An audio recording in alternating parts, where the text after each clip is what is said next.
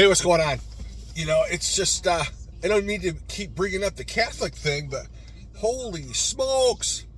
I mean, it's like, it's pretty radical on X, between Trump and the Pope, and the Pope is, the Pope is not who everybody thinks he is. He's not the right-hand man of Jesus Christ by any stretch of the imagination. What people understand is that the apostles were divine individuals. They were given special gifts and powers.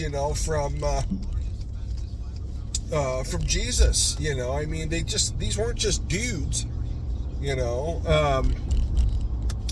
And Peter was an apostle to the Gentiles. Paul was apostle to the Gentiles, and Peter was to the Jews. So people get that so confused, and I don't know why. It's in the Bible. It clearly says who's who and who does what. I mean, Peter and Paul actually had a conversation together. They actually met. They actually agreed upon who was going to minister to whom. Paul was a Jew. And but again, it's rightly dividing the word. You have to study the Bible. You just can't pick and choose and then just go, oh, this verse means this. No, it doesn't.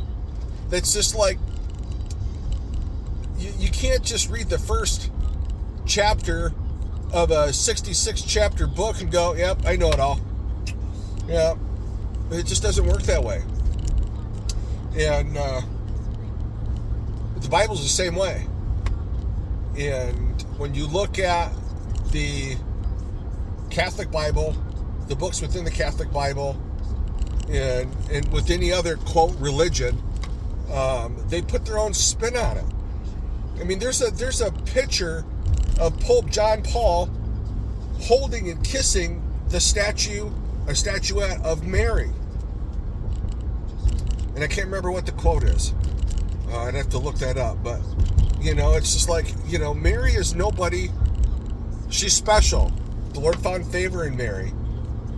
But it's also Mary's bloodline that Jesus had to come from.